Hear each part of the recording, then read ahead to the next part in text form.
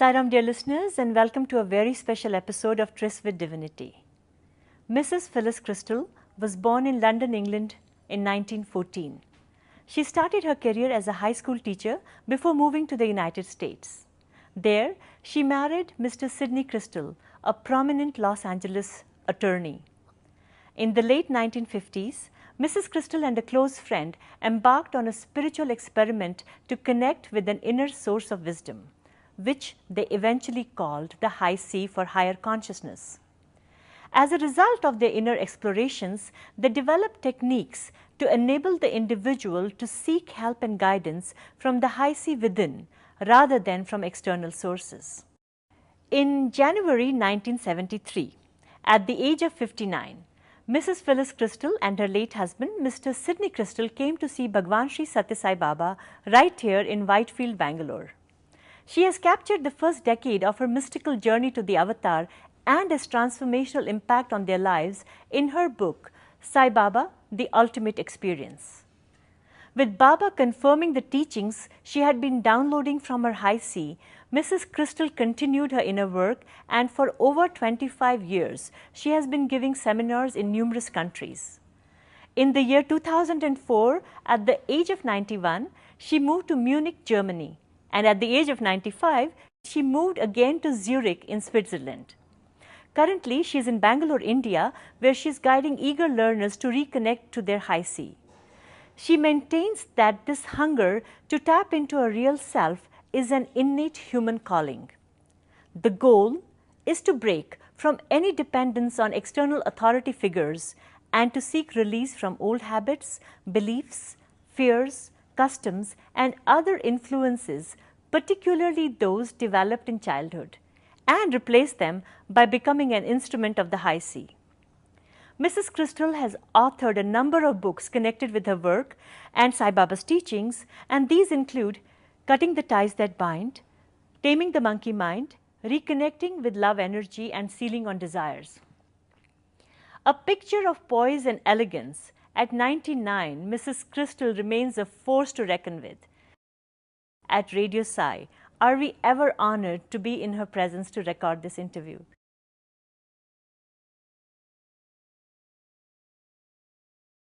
Sairam, Mrs. Krystal, and a very warm welcome to Radio Sai. Thank you, and Sairam to you. Mrs. Krystal, let's start with some girl talk. At 99, you look beautiful. You have a glowing skin, a great head of hair, and a lovely smile. And I understand you live mostly on your own, and travel, and you cook for yourself, and you continue to teach actively. How do you do it all? Only when I tune into Baba's energy. That's the only way. That's the only way for any of us. I guess you're tuned to his energy 24/7, all the time. I wish it were all the time, but we forget. We get caught up in the world, and then we forget.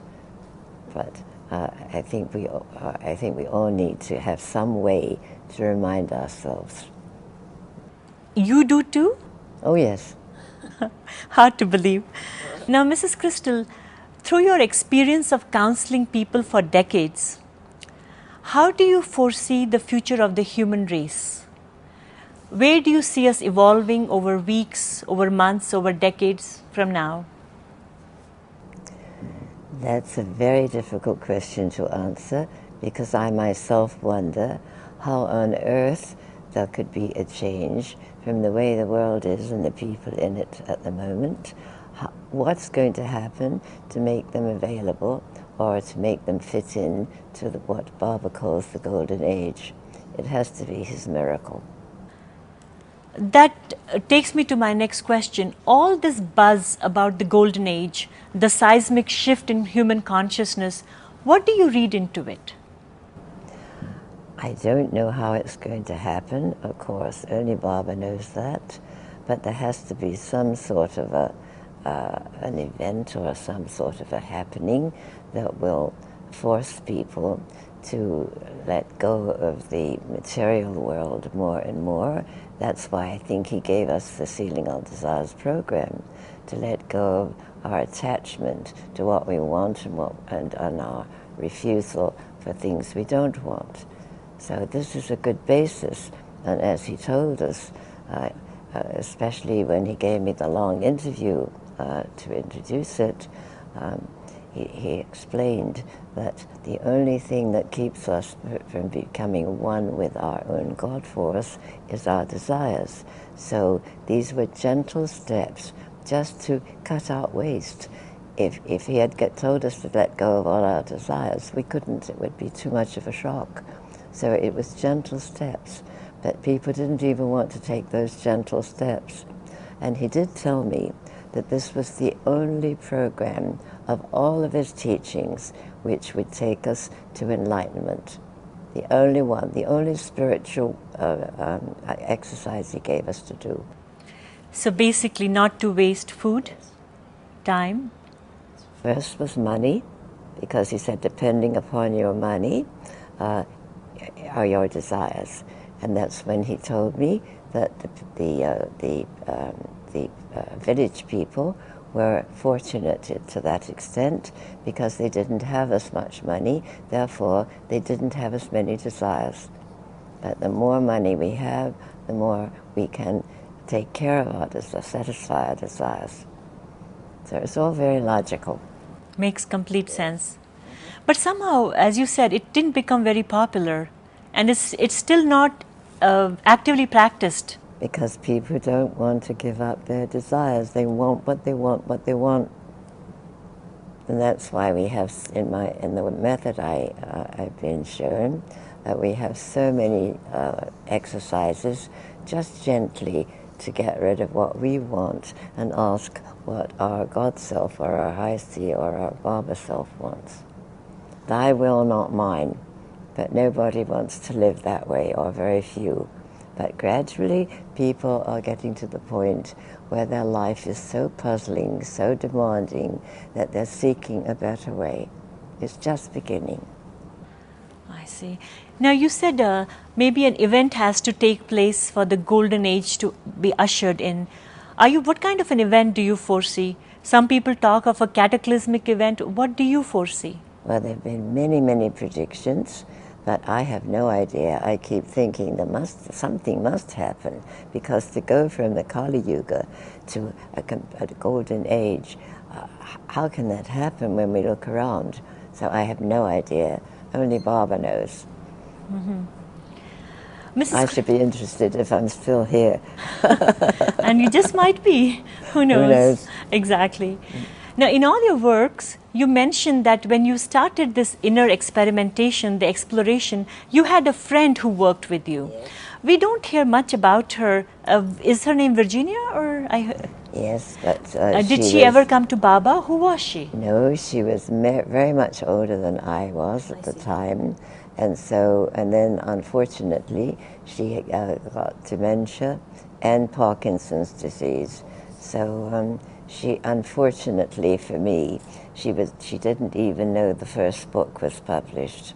But her daughter, who's Peggy Lenny, who takes care of many of the emails and other things for me, I think gave her mother a wonderful service, as she insisted on taking her home, not leave her in the hospital where they were force-feeding her, because Virginia did not want to eat. She wanted just to let go. And so her daughter allowed her to do that. And she also played audio cassettes of some of the seminars I was giving. And so Virginia was able to see how the work was progressing. So that was a wonderful gift. And did she know about Baba? She did, but she never became a devotee. It was not her path, but it didn't make any difference. We were only aware that we had within us a guide, which we called the High C for Higher Consciousness, and that she believed in. In fact, that's what brought us together in the work, in the method. Mrs. Krystal, when for you, is your high C or higher consciousness and Bhagawan Sri Sathya Sai Baba the same, one and the same? For me, he personifies, yes, the God within us, because he makes it very clear that we're not the body, we're not this personality. This is just the temple, he called it one time. He came into the interview room and looking around at us and said, you don't realize you're all walking temples. And it was such a wonderful way to express it, that the body, the personality, the people that we think we are just the house or the temple in which the God self lives. He said, that's your identity. You're all God's. And in one interview, he knew how shy I was, and he was the only one in this whole world who could have brought me out of that shyness to do what I'm doing now. He was absolutely determined. And so in one interview, he came in again, laughing and singing and saying, you don't know who you are. And we thought, well, we thought we did. He said, no, you're all God. And then he turned to me in the back of the room, hiding as usual, and he said, say I'm God, Mrs. Krystal. I couldn't. I was brought up in the Church of England, and I would have been beaten alive if I dared to say I was God. I said, I'm sorry, I can't. Say I'm God, Mrs. Krystal. Oh, Baba, I can't. Say I'm God, Mrs. Krystal. So to get it over with, I said, I'm God. That was not satisfying him at all. He said, louder. And so I did a little louder. Louder, louder, louder. He was absolutely determined to have me making a statement in front of all these people, I am God. So finally I was even shouting it, and he was satisfied. But this is what he wanted to teach us, that that's our reality, and that's the part that doesn't die when our bodies die. But we are so identified with our bodies that we think that we're eliminated when we die. And that's why I don't have any fear of death. And I love to share it with people, because it's so sad. So many people are terrified of death. What happens according to you when we die? Well, my experience of helping people to die is that their real self or their God self just goes out through the top of their head, and you can almost see it. It's like a sort of a smoky outline. And then, as far as I know, of course I haven't died and come back, but I have had 3 different out-of-body experiences when I was extremely ill. And all I can say is that the experience that I had was that everything was so beautiful. The light was wonderful, the colors, the music, and it was always, everything was very joyful. It was not a scary experience at all. And there's always a welcoming committee to greet us. And my younger daughter, who was killed in a car accident a long time ago, she keeps in touch from her level, and she assures us that it's a wonderful experience. And she always sounds so happy. So I would love to be able to help people get rid of that terrible fear of death, because it spoils our life to be constantly afraid. We can't be joyful now when we're so afraid. Mm-hmm. You spoke of this welcoming committee. So when you had this out-of-body experience, Mm-hmm. who did you see in your welcome committee? People, your ancestors, your family members? I was only vaguely aware in those days that there were people welcoming us, but they all told me, no, this is not your time. And so I had to come back. And one of the times I was given a choice, but I had 2 very small children, and so I asked myself, who would look after my 2 children, 2 daughters, if I died? And I thought of each one separately, and I thought, no. So my decision was made, and I came back. And I'm so glad I did. And so are we. I'm sure so is the world. Now, all of us have this are supposed to have a connection with our high C, our higher consciousness. But what is it that keeps coming in our way to be consistently and clearly connected? Our own desires, our own belief that we're this little body, and the time, the rushing of time now, the hurry, the constant being the doer, and of course, as we all know, Baba says that we must not be the doer. There's only one doer, and that's Baba. We should always just be the instrument.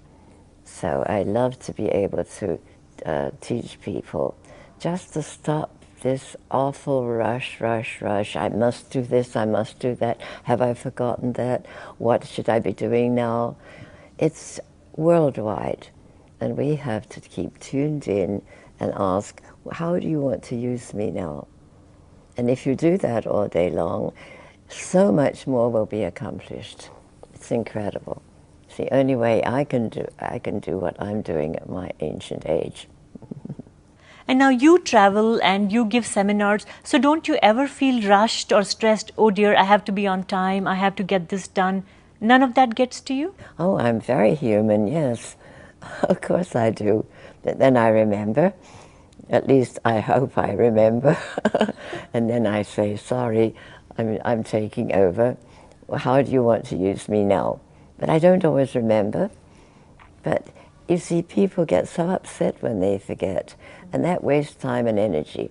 So I always say, forget it. Just, you've made the mistake, just forget it, and now just get tuned in again. And so there are many different ways to keep tuned in. Mrs. Krystal, do you ever get angry? I get tired, I get sleepy, yes. Angry? And I get tired when I'm not working. When I'm working, I never get tired. What about getting upset or losing your temper? Oh yes, I'm very human. Hard to believe. But very often it looks like I'm upset or I'm angry, but I have to listen all the time to see what Baba wants me to say, and sometimes he'll put something into my head, and I'll say, Baba, mentally, I can't say that, but then nothing else happens, so I'm just standing there or sitting there silent, so I have to say it, and sometimes it seems awfully violent, but if I'm an instrument, I can't choose. He chooses how to use all of us. We don't have any choice. Including when you have to put on this angry act. That's right. And now, Mrs. Krystal, is so interesting. At the age of 91, you relocated to Germany, and at 95, you moved again to Switzerland. Why?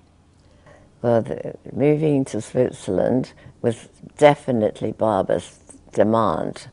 And we had an interview with my daughter and my granddaughter and I was supposed to be a speaker with 3 other ladies, and it was a small one. And he almost immediately said, I want you to move to Switzerland, Mrs. Krystal. And I was so in shock. I couldn't ask why, where, when, nothing. I was numb. Move at my age, and I'd already moved to Germany, and now I had to move to Switzerland.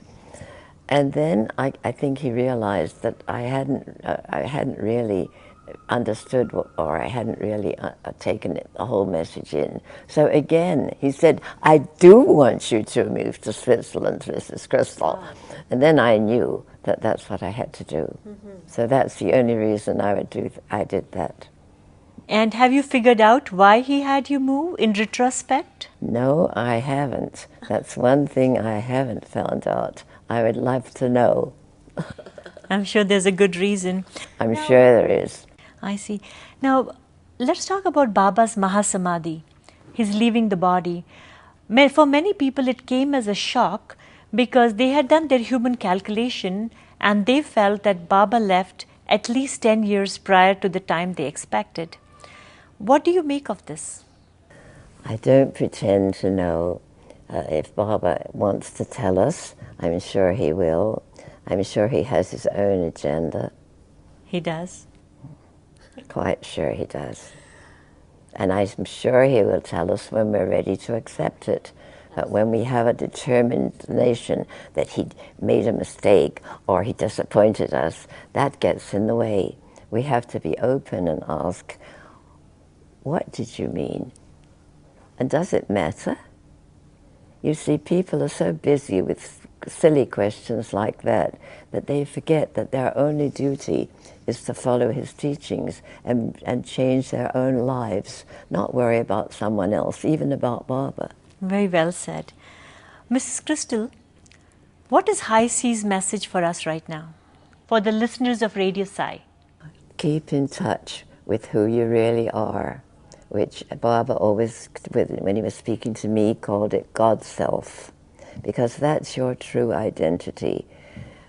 This is just the role we're playing, and we need the body to play certain roles to learn what we didn't learn before in other lives. So we're being given a golden opportunity with his energy in the world.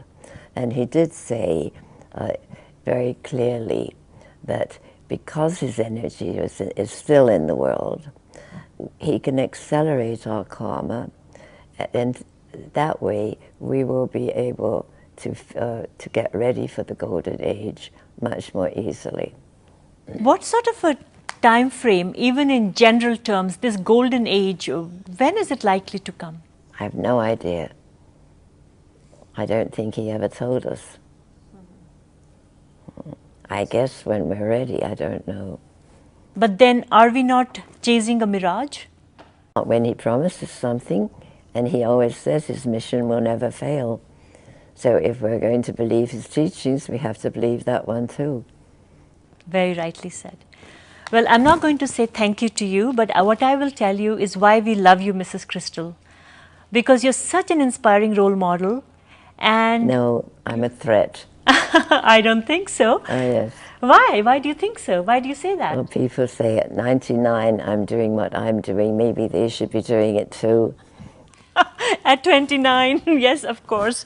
In that sense, because you represent the potential that we all want to live out.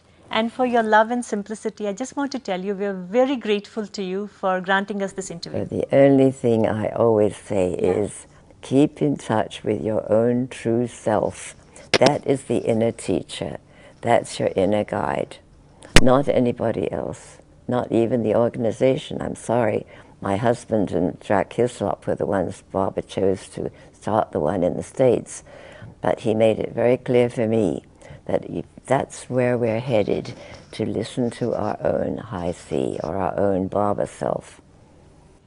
Very well said. That is really a simple step, very difficult, because we're constantly being distracted from it. So we have to keep coming back to that. Mrs. Krystal, do you have free time in your schedule when you're done your cooking and you're traveling? And do you pray every day? What is your day like? I try to keep in touch during the day, which is what Baba told me to do. Because I asked him, are you going to give me a meditation? Are you going to give me a mantra? And he said, no mantra for you. Just use the so-hum breath. So and hum. And he sang it. And I started to sing it with him. And he said, oh no, not out loud, inside. So that was the, instead of the mantra. And apart from that, just live according to my teachings. I see. Do you read books? No, I don't. You write them. I used to read all the time, but he made it very clear, and one time asked me, do you want to have other people's opinion, other authorities, or do you want to tune in to the only authority that's really reliable, your own God self? And so, of course, I made my choice. So you talk of this inner empowerment, and your workshops are attended by people who believe in Baba as well as people who don't know about Baba. How do they receive what you have to offer? Well, originally he told me to keep it separate because it would confuse people. And then gradually, as people became more familiar, then he obviously made it very clear. And I think the most clear time he made it, the time he made it the most clear was at a youth conference where I was a speaker. And I gave it was youth. So it was Sai Youth, Messengers of Sai's Love. And so my first day, I spoke about when you're a messenger, you have something to give. And so I took them all through a method which I'd been shown, but this time there was Baba sitting there, so instead of using the maple, which I usually use to connect to our own high C, I said, here's Baba is sitting. Imagine a ribbon between your heart and Baba's heart. And I kept thinking, are you sure you want me to do this? You've asked me to keep it separate. And I kept looking at him. He was grinning from ear to ear and nodding his head. And so that was the first breakthrough. That was the first time I ever did that. And then gradually, very, very slowly, he had me bring them together. And now I'm much more free because I wanted to keep to what he told me, and I really did faithfully for many, many, many years and was highly criticized for it. I hope that I'm getting out from that very unpleasant persona by now, because it's much more comfortable for me to be able to share both the method, because let's face it, it was the Baba self inside of me who was giving me the message. So now I realize what he meant when he first caught sight of me in the Darshan line at Whitefield. This is where I first met him, in Whitefield. And we were only about 5 Westerners, so with our pale faces and light hair, we stood out. So I was in the background a little bit. And as he wafted over to the lady's side, he went beyond me. And I thought, oh, he's not my master, because I always knew that the master picks the chela, not the other way around. And when I thought that, he whirled around, faced me, and with the most incredible smile, said, so, long pause, you have come, another long pause, at last. And at the time I thought, how could I have come any sooner? I didn't even know you were in the world until October of last year, and now it's January of the next year, only a few months. Now I understand that he'd been teaching me all this long time when I didn't even know he existed. And so finally I came in the body, so to speak, to his form. So now it took me all those many years to get to that understanding. And I think that's a very important understanding, because he within us, or what he represents, because he's the God force, but so are we, as he tells us. That's our only really reliable guide. Mrs. Krystal, if you disagree with someone or somebody disagrees with you, and that person thinks they are being guided by their high C, and the disagreement happens with you and you're being guided by your high C, where is the resolution in this? I just have to keep to my own contact. And sometimes it's very difficult. And sometimes it comes out rather like anger, or it's so firm. But as I said before, I have no control over it. I have to see what comes out, what comes into my head. And if I don't say what comes in, nothing happens. I see. And then I just stand there or sit there speechless. So I think it's a matter of practice. People think they're in touch with their high C when they begin, but it's not an easy thing to give up what you want and listen to this inner voice. And we're all rushing, and there's so much noise in the world that we don't take time to be quiet and practice. But it takes practice to make sure And I've always asked, when I am a little bit curious, not sure whether, where to go, if something comes to my mind and I think, oh dear, should I really say that? I asked one time for a sign, and to my utter surprise, it was as if somebody poured ice cold water down my spine. And so I always get that sign when I'm doubtful. So I think we need a sign to make sure. So I always tell people, ask for your own sign. And sometimes they'll get prickles in their fingers, or their heart will change beat. But we have to be very sure that we're not getting our own desires in the way. And it's a gradual withdrawal from our own ego, which always wants to get in the way and take over, to being an instrument. It takes time and practice. Have you had to forgive a lot of people in your life? Oh, of course. Is it easy? Sometimes not. But then I think I always try to ask, well, what is this person in my life for? What am I to learn? And that's not always easy, because then you have to look at yourself. You see, it's useless. You can't change somebody else. It's impossible. You may think you do, but no. We can only change ourselves. That's our biggest job. And that's where the method is so helpful. Cutting the ties to anything that controls us other than the high C or the Baba self. Thank you so very much. You're so welcome. Very grateful. Sairam, Mrs. Krystal. Sairam. It's an honor for me to sit across from you. I can't believe I'm doing this. Oh, but we're just human beings. In fact, we're just parading as in a human form. But we're really, as he always tells us, we should identify with who we really are. Beautiful. Thank you very much. So don't be in awe, please, or honored. I'm just as human as you. You're very humble. Beautiful. Okay. Sairam. Sairam.